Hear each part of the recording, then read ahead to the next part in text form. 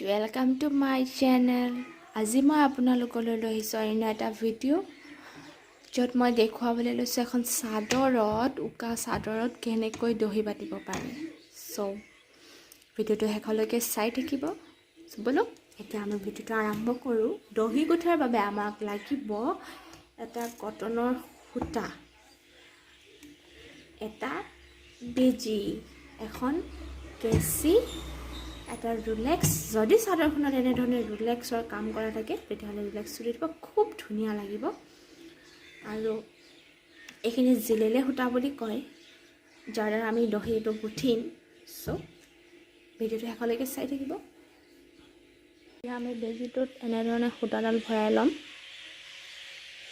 তাৰপিছত এটা জোখত আমি এনেধৰণে বেজিটোৰে সূতাডাল পাৰ কৰাই ল'ম।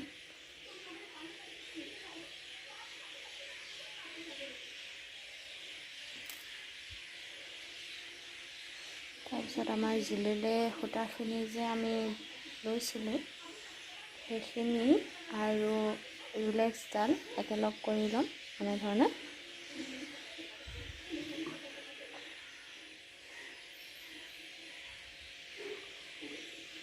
তাৰপিছত এনেকৈ লৈ আঙুলিৰ ওপৰতে নি আপোনালোকে তলেৰে পাৰ কৰাই এনেধৰণে গাঁঠিটো দিব।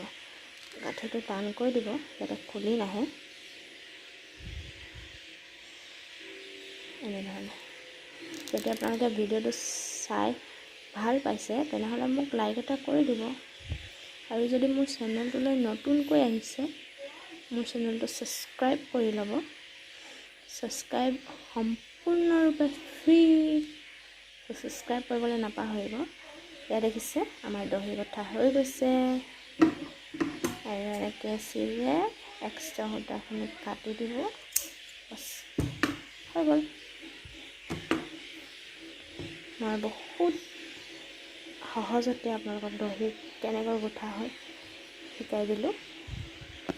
দেখিছে কিমান ধুনীয়া আছে। এইটো একচুৱেলি চাৰিটা এই ডিজাইনত, 4-5টা ডিজাইনত কৰা হৈছে।